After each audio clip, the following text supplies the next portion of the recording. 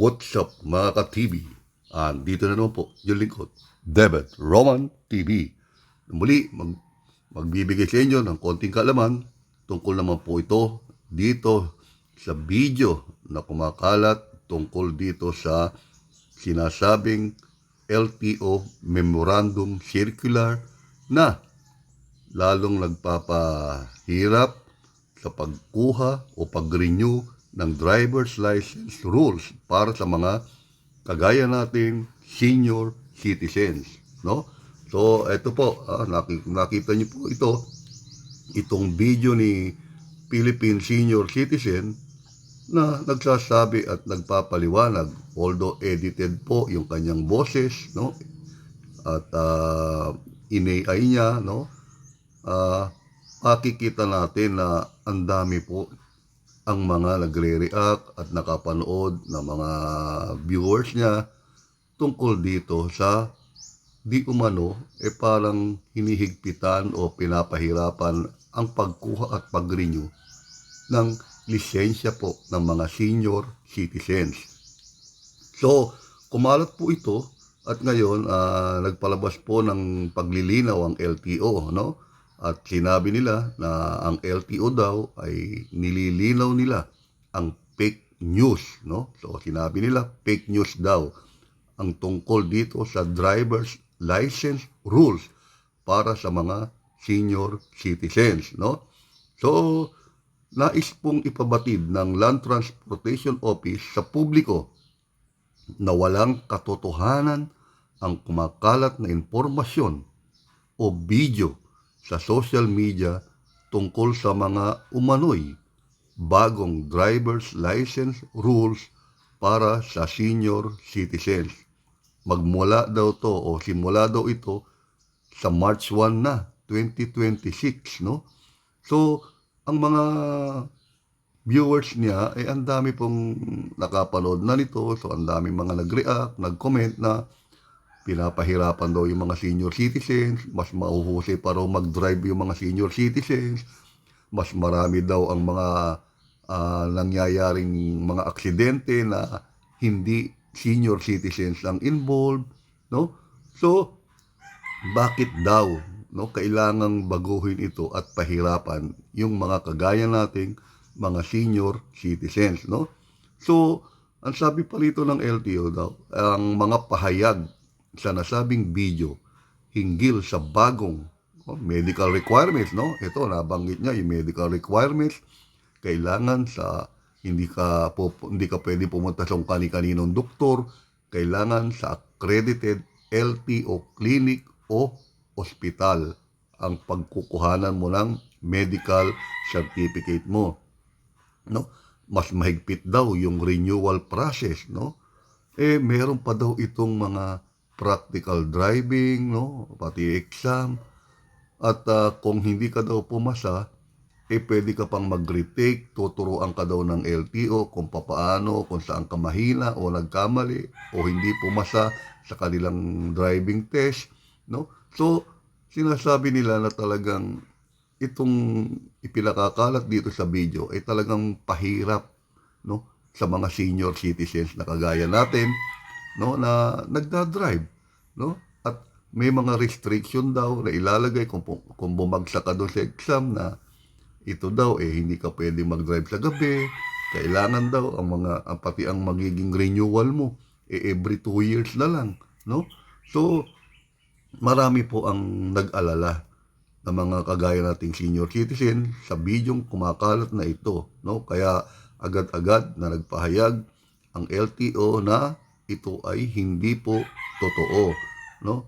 So, nakalagay pa doon sa kanyang video, no, na mas mahigpit na renewal process o anumang pagbabago sa validity period para sa mga senior citizens driver simula doon sa petsang nabanggit, yung March 1 po, ay hindi opisyal at hindi tama, no? So, binigyan din po ng LTO, no, na ito ay hindi daw opisyal at hindi tama.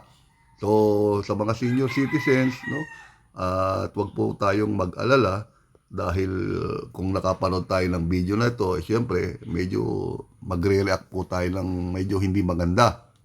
sa LTO. Pero agad-agad naman po na ito'y kinorek o itinatama ngayon ng LTO na ito ay fake news at hindi totoo, no? So at least alam na natin, no? Kaya wag tayo masyadong mag-alala na baka naman sasabihin ng mga kamag-anak natin o mga anak natin, o nako lolo, lola, tatay, nanay, nako mahigpit na po ang pagkuha ng driver's license ngayon, o kaya ang pagre-renew ng lisensya mahigpit na po, ganyan.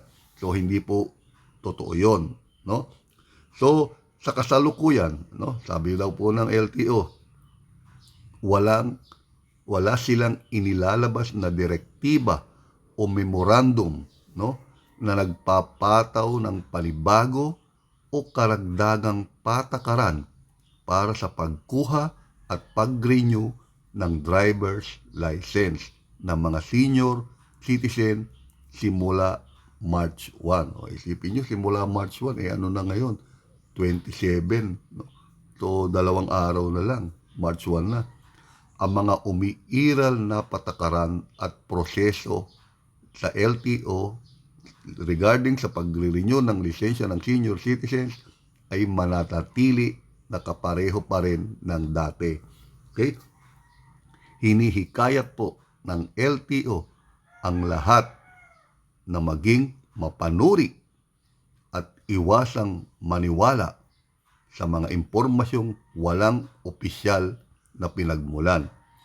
Para sa tumpak at pinakabagong anunsyo at impormasyon tungkol sa mga patakaran at serbisyo ng LTO, sinasabi nilang mangyaring subaybayan po lamang natin ang mga opisyal na social media account at website ng LTO, no? So sa LTO official website po, yung www.lto.gov.ph, no? O sa LTO official Facebook page, no? Meron din po sila, no? Nag-a-update sila diyan palagi ng mga anumang direktiba o memorandum circular na inilalabas ng LTO. Hindi lang po sa senior citizen at kundi pangkalahatan na po.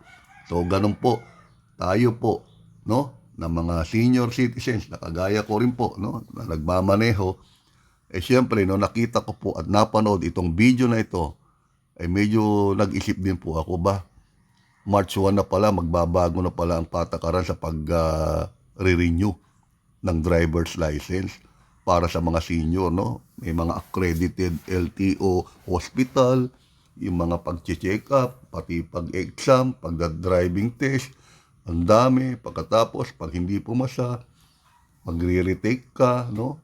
At aabutin ng mga halos 1 buwan, no? Ay bago pa ulit-ulit ka, kung hindi ka pumapasa, paano yan? Paano babayarin mo yung mga abala mo pa, di ba? So, ang dami talagang magiging epekto nitong fake news na inilabas nito, no? So, napanood ko lang din po ito dahil nakita ko rin po. So, nag-alala rin ako. Naku, mahihirapan na pala akong mag-renew ngayon, kako. So, ngayon, nakita po natin ang paliwanag. Kaya nag-search po ako, tinignan ko po yung website ng LTO at nakita ko po rito yung paliwanag ng LTO na ito palang video na to na nakita ko, no, napanood ko ay isang fake news, no? So, wag po kayong mag-alala, mga ka-seniors, no? Hindi po totoo itong lumalabas na video nitong sinasabi na may bagong rules, no, na ipapatupad effective March 1 ang LTO, no? Tungkol sa senior citizens driver's license renewal. So mga ka-seniors, huwag po tayong mag-alala at manatili po tayong mapanuri sa mga video o anuman o sa mga social media na ating nakikita at napapanood, ay tingnan po natin maigi at tayo ay magtanong-tanong, mag-search kung ito ay tama o fake news, no? Okay, so yun lamang po. At sa muli, ito po ang inyong lingkod, David Roman TV. Bye!